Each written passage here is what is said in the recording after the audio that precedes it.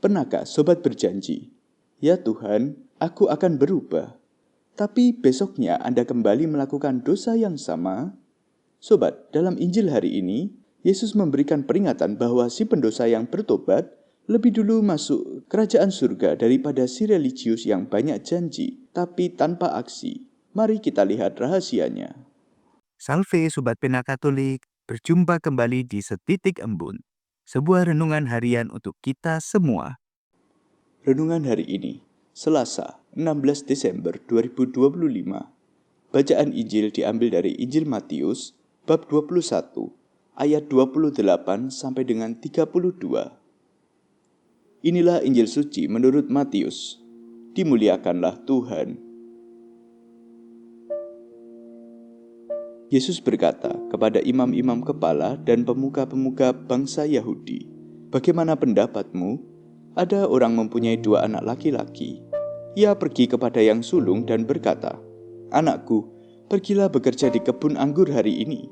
Jawab anak itu, 'Baik, Bapa.' Tetapi ia tidak pergi. Lalu orang itu pergi kepada anak yang kedua dan berkata demikian juga. Dan anak itu menjawab, 'Tidak mau.' Tetapi kemudian ia menyesal, lalu pergi juga.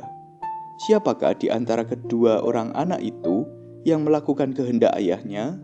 Jawab mereka, "Yang kedua."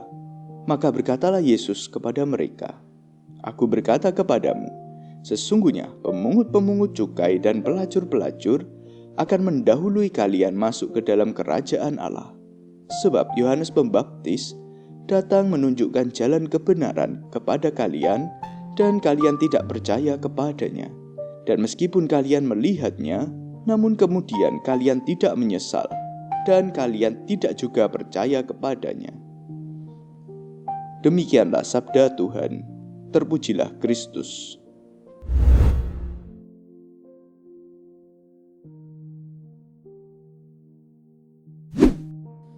Saudara-saudariku yang terkasih, dalam Injil hari ini kita melihat Yesus bercerita tentang perumpamaan 2 anak yang disuruh bekerja oleh ayahnya kepada imam-imam kepala dan pemuka-pemuka bangsa Yahudi.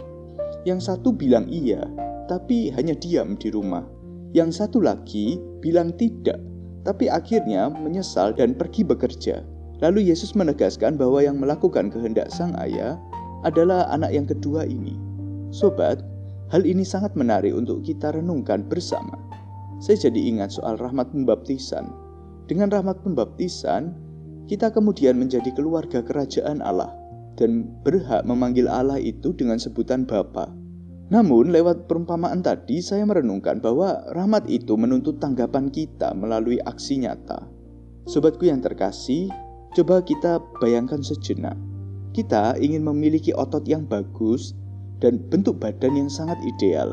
Lalu kita memutuskan untuk mendaftar menjadi member dari suatu gym.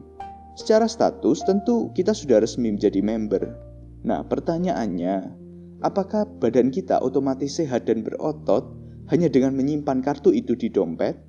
Tentu tidak, bukan? Kita perlu untuk datang latihan, angkat beban, dan sampai berkeringat. Barulah tubuh kita menjadi ideal dan sehat. Demikian pula iman kita. Menjadi Katolik atau anak Allah itu adalah status dan rahmat yang luar biasa. Seperti saat kita mendapat member gym itu. Tetapi melakukan kehendak Bapa, menjalankan perintah kasih dan menjauhi dosa adalah latihannya.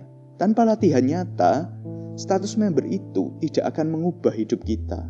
Sobat, saya sangka kita semua mungkin berpikir bahwa seringkali kita sudah mau melakukan kebaikan. Namun persoalannya kita merasa lemah dan tak berdaya melawan godaan dosa. Sobat, saya pun menyadari, memang godaan dosa yang datang tak mudah untuk ditolak. Karena mungkin sudah menjadi kebiasaan kita dan dorongan-dorongan naluriah kita yang jatuh dalam dosa asal.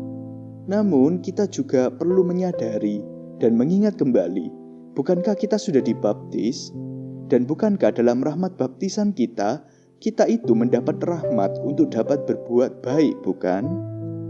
Saudara-saudariku yang terkasih, rahmat yang kita terima saat baptis itu seperti benih unggul yang ditanam Tuhan di tanah hati kita.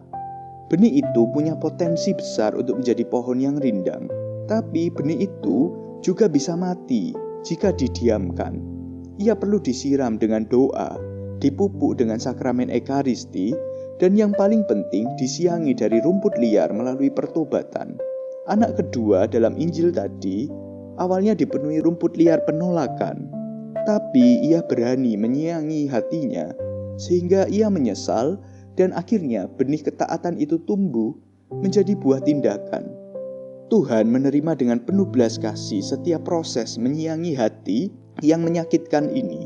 Di matanya, upaya pertobatan itu jauh lebih berharga daripada membiarkan benih rahmat-Nya mati tertutup semak belukar. Maka kita perlu terus menanggapi rahmat Tuhan tersebut lewat keputusan dan tindakan nyata kita, supaya rahmat itu akhirnya tidak mati dan berlalu begitu saja dalam kehidupan kita. Saudara-saudariku yang terkasih, marilah kita masuk ke dalam keheningan batin dan bertanya pada diri sendiri.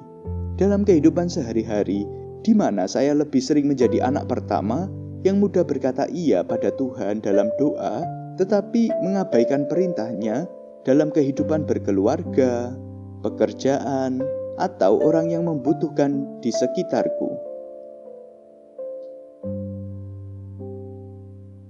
Kebiasaan dosa atau kemalasan rohani apa yang paling sering membuat saya hanya berkata iya, tapi tak pernah melangkah? Apa langkah kecil pertama saya untuk mengubahnya?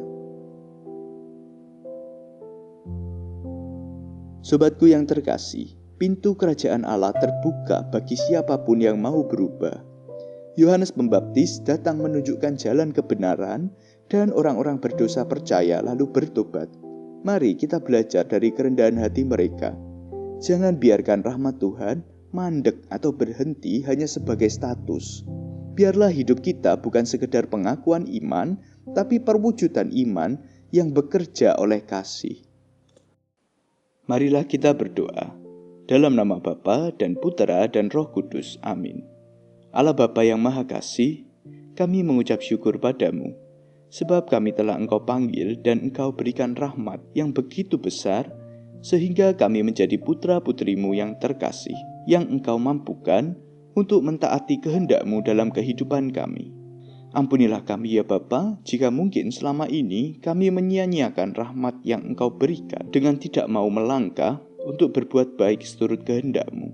Oleh karenanya ya Bapa, curahkanlah rahmat Roh Kudus-Mu, agar kami semakin Engkau bentuk dan Engkau sadarkan bahwa segala rahmat yang kami perlukan sudah Kau berikan, dan berikan juga keberanian kepada kami untuk berani memperjuangkan rahmat tersebut dengan tindakan nyata. Semua ini kami haturkan padamu dengan pengantaraan Yesus Kristus, Tuhan dan Juru Selamat kami. Amin. Dalam nama Bapa dan Putera dan Roh Kudus. Amin. Salve, Tuhan Yesus memberkati kita semuanya.